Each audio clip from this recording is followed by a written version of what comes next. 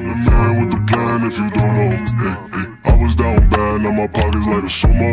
Brody in the can for the you know. Hey, hey, gotta get them bands so he sturdy when he come on, man. Way before the rapping, they ain't see me. Hey, hey, now they on my day because they watch me on the TV.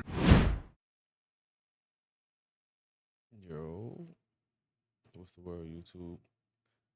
You already know the vibes. Reacting to another video. Today's video is 10 times Lil Jeff killed people on camera. I ain't really with all the talking, you already know, so let's get into the video. But this social media shit is getting out of hand.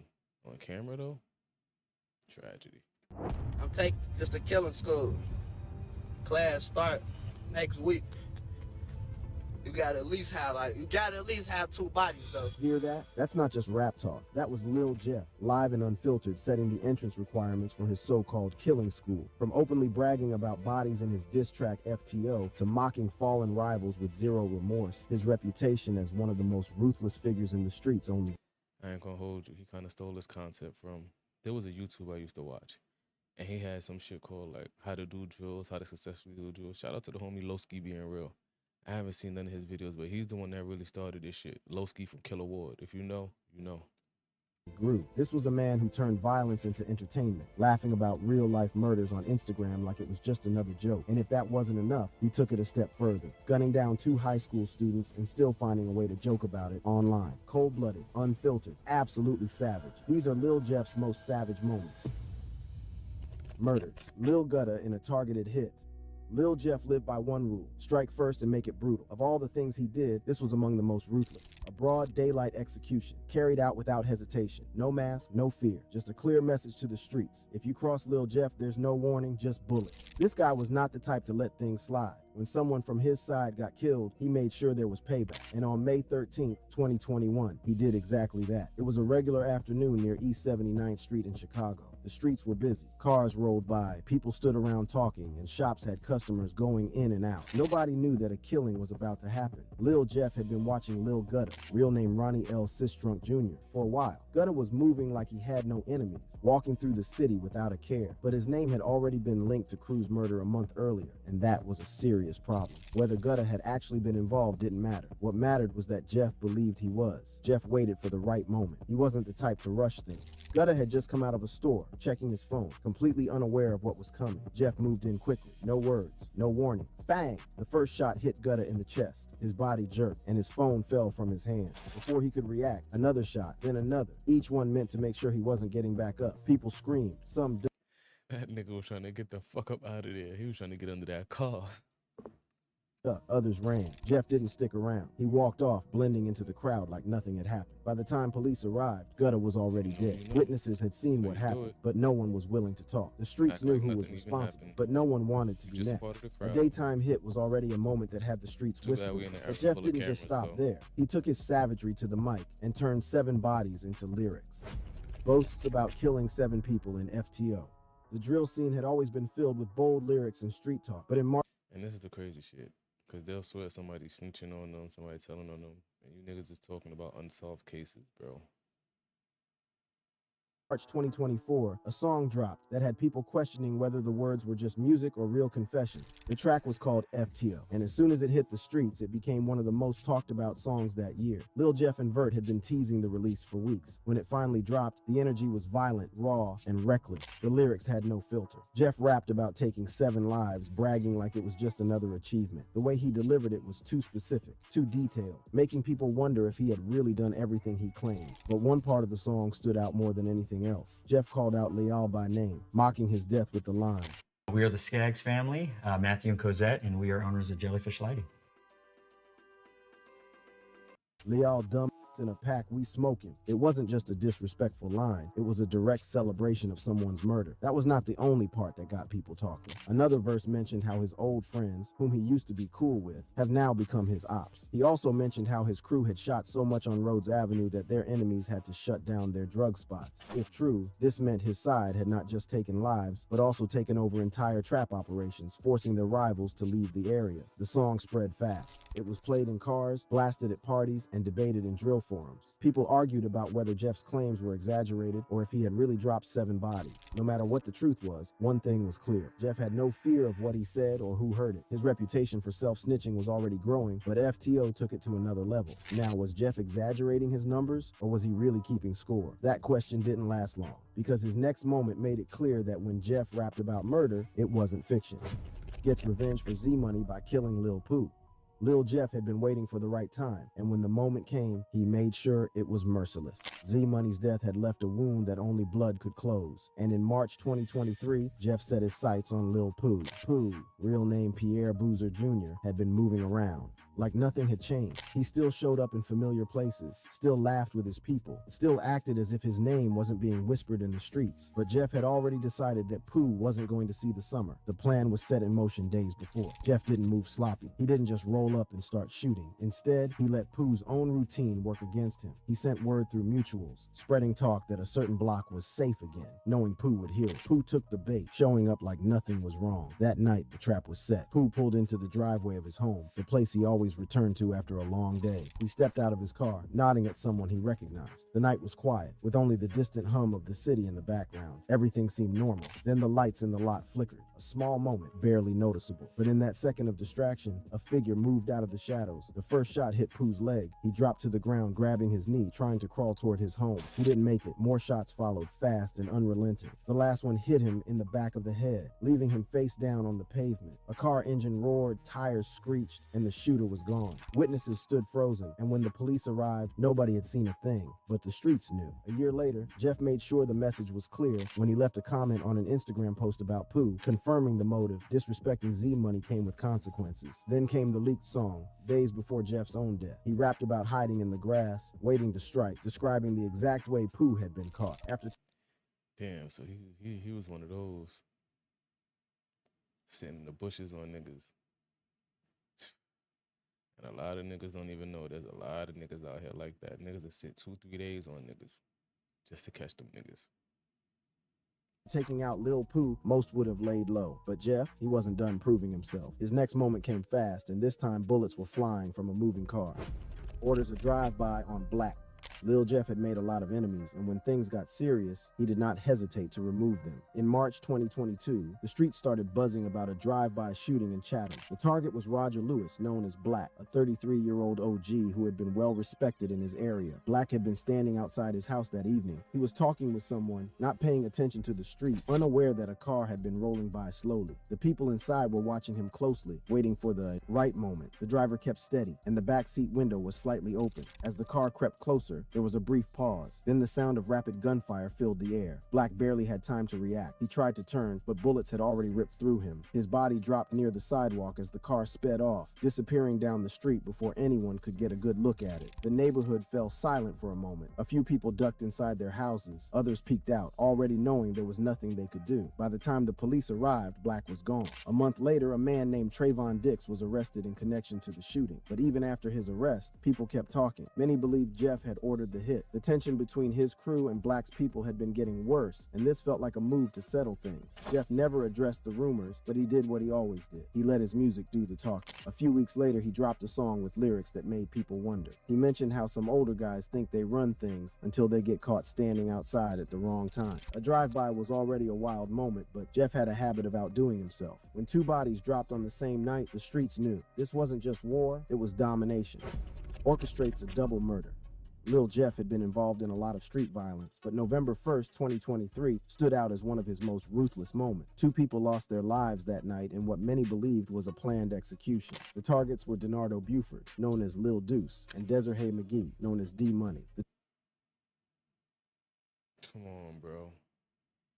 Y'all niggas gonna do shit, do it right, man. No women and children, bro. Shit is crazy. 2 friends had been sitting in a parked car on South Dorchester Avenue, probably thinking it was just another night. They might have been talking, scrolling through their phones, or just passing time. They had no idea they were being watched. A black SUV had been circling the area. It passed by once, then again, moving slowly. No one inside the car made any sudden moves. They were waiting for the right moment. Then it happened. The SUV stopped a few feet away. The door swung open, and before anyone could react, gunmen stepped out and opened fire. Glass shattered. Bullets ripped through metal and flesh. Little Deuce and D-Money never had a chance to escape. The attack was over in seconds, but the damage was done. By the time the shooters got back into the SUV and sped off, both victims were critically wounded. They were rushed to the University of Chicago Medical Center, but it was too late. Neither of them survived. The police arrived quickly, finding multiple shell casings scattered around the scene. But as always, no one was willing to talk. The case remained open, and no charges were ever filed against Jeff. Still, the streets had their own way of confirming things. In March 2024, Jeff posted a cryptic Instagram story. It was simple, just a few emojis, but people knew what it meant. The message seemed to be a list of names, and one of them was clearly linked to D-Money's murder. You'd think after a double murder, Jeff would want to keep quiet, but no. His next moment was in the studio, rapping about his victims with details only the killer could know. Admits to murder in his song, Ah. By early 2024, Lil Jeff's name was already tied to countless street rumors. But when he dropped Ah in February, the conversation took a turn. It wasn't just another drill track full of threats and tough talk. This one felt like a confession. The beat was dark, the flow was aggressive, but it was the lyrics that made people stop and listen. In one chilling line, Jeff described a victim screaming before taking his last breath. The way he rapped it, like he was reliving the moment, made people immediately connect it to the murders of Monty and Lil Rob. For those who remembered how the two were killed, the details were too accurate to ignore. Monty had been left gasping for air on the sidewalk, and Lil Rob's final moments were eerily similar to what Jeff was rapping about. Within hours of its release, the internet caught fire. Reddit threads were filled with people breaking down the lyrics and matching them to real-life events. Drill forums argued over whether Jeff was bragging or setting himself up for trouble. Some fans defended him, saying he was just telling a story, but others believed he had done what many rappers before him had been accused of, self-snitching in the booth. This wasn't the first time Jeff had been suspected of putting real murders into his songs, but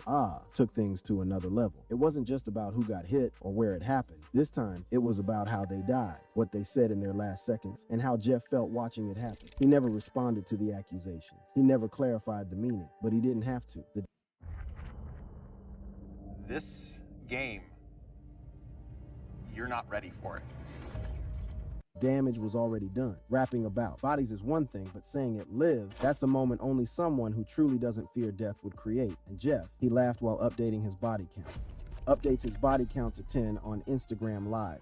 The energy on Instagram felt different on the night of May 13th, 2024. Thousands of people were tuned in, waiting to see what Lil Jeff would say next. He sat in front of the camera, relaxed, flipping through a thick stack of money. His wrist shined every time he moved, the diamonds on his Rolex catching the light. The comment section moved so fast it was impossible to keep up. As the live went on, the conversation took a dark turn. Jeff started talking about the streets, about the people he had lost, and the ones who had lost their lives because of him. With a smirk, he leaned back and made a statement that shook everyone watching. The comment section exploded. Some fans hyped him up, while others were shocked. His enemies, whether they were watching or someone sent them the clip later, had all the information they needed. He made it clear that the body count had gone up. Next to him, Q50, a close associate, added his own numbers, fueling even more speculation. If anyone thought Jeff was exaggerating, hearing Q50 confirm his own count only made it more believable. The live continued with Jeff taunting his rivals, daring them to respond. He laughed as he fanned out his money, showing no concern for what he had just admitted. It didn't take long for the clip to spread. Reddit forums, drill pages, and even law enforcement were all talking about it. People debated if he was being serious or if it was all for attention, but those who knew how the streets worked believed every word. This moment made him a bigger target, not just for the police, but for the people he had been calling out. It was one thing to move in silence, but going on live and saying it out loud, that was something else. If claiming 10 bodies wasn't insane enough, Jeff's next moment had people shaking their heads. Not only did he kill, but he demanded the same from anyone who wanted to roll with him.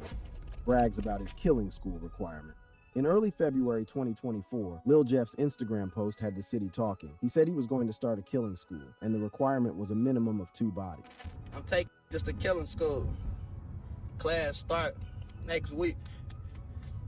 You gotta at least have 2 bodies though. For I ain't coming with no. If you ain't got shit, I can't work with no beginners. But that's not all. The post started with a message about his enemies, accusing them of taking out innocent people instead of handling real street business. It was a direct shot at those who had been speaking on his name. But what really caught people's attention was the photo that came with it. Jeff had a fresh tattoo, 10 teardrops inked onto his skin. The streets already understood what that meant. Each teardrop was a body, a life taken. Some people even speculated that 2 of them were for Lil Rob and Monty, 2 names connected to past murders. As if that wasn't enough, he lined up a series of emojis emojis in the caption, carefully placed in a way that seemed to match 10 victims. The message was clear, but not direct enough to be a confession. Jeff knew how to say a lot without saying too much. His close associate, Q50, didn't let the moment pass. He followed up with his own post, updating his body count to 8. If anyone had doubts about Jeff's claims, hearing Q50 confirm his own numbers only made it feel more real. The conversation around the post spread quickly. Some laughed it off, saying he was just rapping. But was he really? Jeff had already made it clear. His circle wasn't for amateurs. But when he posted a cryptic message that looked like a list of his victims, it became a moment the internet couldn't ignore. Posts a cryptic message listing his victims.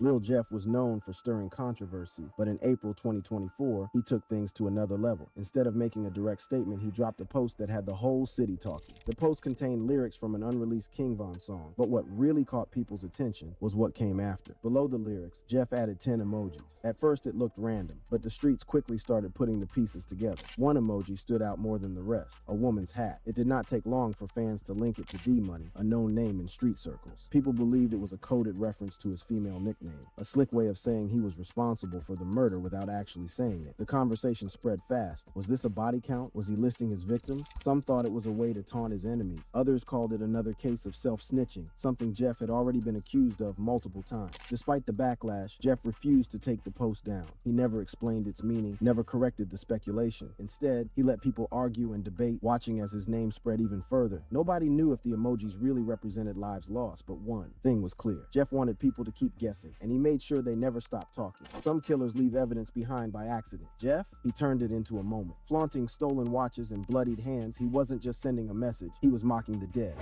Taunts ops with stolen watches and bloody hands. Social media had always been a tool for Lil Jeff, but in early 2024, he used it to send a message that had everyone watching. This time, it wasn't a song, a cryptic caption, or a live stream. It was a set of pictures that spoke louder than words. The first image showed 2 expensive watches, both sitting on his wrist. The brands were easy to recognize, the kind of jewelry that only a few people in the city could afford. But it wasn't about the price. It was about who they belonged to. Word spread fast that they had been stolen from 6300 Breado, a known rival. Jeff didn't just take them, he posted them for the world to see, making sure Breado and his people felt the disrespect. The second image was even worse. His hands were covered in blood. Nobody needed an explanation. The meaning was clear. He was claiming to have done something violent, something that took him to a different level in the streets. Whether it was a real confession or just a way to boost his image, the message was the same. He wanted his enemies to know he wasn't done. People immediately connected this to something deeper. Months earlier, Jeff had been robbed by BKN members, an incident that had been laughed about on social media. Some saw this as his way of getting revenge, letting them know he had taken something back. The pictures fueled the fire between him and his rivals, making it clear that the situation was far from over. It wasn't just about the stolen watches, it was about power, and Jeff wanted everyone to know he was still in control. If there was ever a moment that showed Jeff was living without limits, it was this. Sniffing perks on camera, slurring words, laughing about murder. He wasn't hiding anything anymore.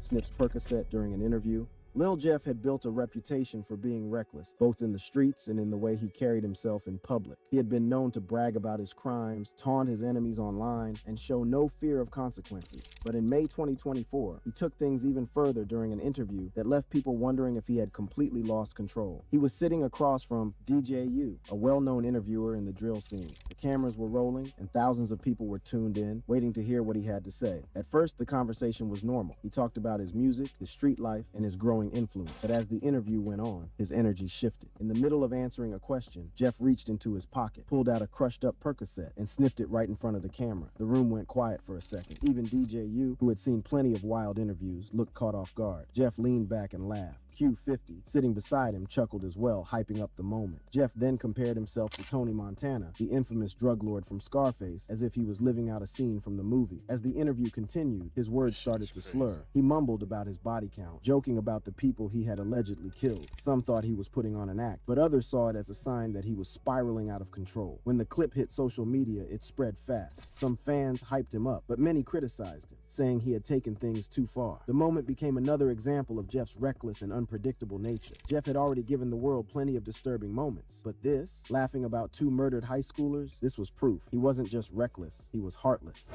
Jokes about killing 2 high school students. Lil Jeff had always been known for mocking his enemies, but in February 2024, he crossed a line that even his own fans found disturbing. Two teenagers had been shot and killed near Washington in the loot, and while their families mourned, Jeff used the moment to entertain himself. The victims, 17-year-old Monterio Williams and 16-year-old Robert Boston, were still being talked about on the news when Jeff made his post. It was a simple picture, but the message behind it was dark. He was sitting back holding up two blunts, smoke curling around his face. The caption was vague, but These little niggas is disrespectful, bro.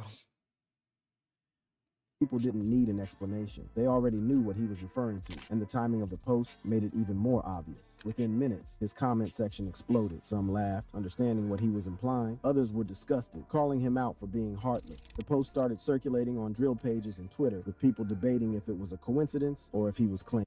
Did you know you don't need a computer science degree to work for companies like Tesla, IBM, Apple, and other tech companies? Responsibility for the killings. Some people even compared it to past incidents where rappers had hinted at real-life crimes through their social media posts. Jeff saw the backlash but didn't care. Instead of deleting the post, he kept making reckless statements, making it clear he was not worried about what anyone thought. He had been accused of self-snitching before, but this time it felt different. The way he casually joked about two teenagers losing their lives made it seem like he had no limits. The families of the victims spoke out, expressing their pain and anger. Community leaders called for action, saying this was proof of how drill culture was getting out of control. But Jeff continued posting, refusing to show any remorse. Whether he was truly involved or not, the damage was done. The post became one of the most disturbing moments of his career, adding to the long list of reasons why people saw him as one of the most reckless figures in the drill scene. For years, Jeff had created savage moments at the expense of others. But on June 8th, 2024, his final moment came when he ran into a house and never came back out alive. Chases an op into a house, then gets gunned down. Karma had to eventually come. Like they say, you live by the gun, you die by the gun. Real shit. In the streets, every move comes with consequences. Some take longer to arrive, but they always do. For Lil Jeff, June 8th, 2024 was the day everything caught up with him. It was a moment that would mark the violent end of a name that had caused fear and chaos for years. It happened on South Rhodes Avenue, a place that had seen its fair share of shootouts, but nothing like this. Witnesses saw Jeff chasing an enemy, moving fast, determined, and focused on only one thing. The man he was after sprinted toward a house, grabbed the door, and disappeared inside. Most people would have hesitated, but Jeff didn't stop. He followed without thinking, stepping through the doorway, convinced he... And that's what you don't do. Never run into nobody's crib because you don't know what's behind that door. And now it's his fuck up.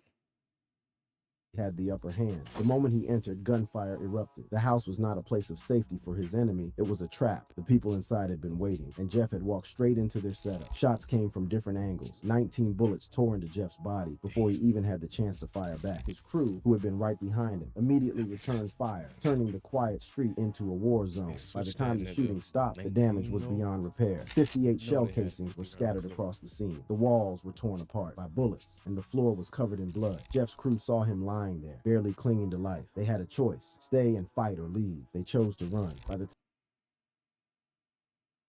Look at that. They left that nigga there. Tragedy. time the police arrived, the house was empty. The ones who had set the trap had disappeared. Lil Jeff was gone too. His story ended the same way he had lived, surrounded by gunfire, with no second chances. Thank you for watching. If you enjoyed...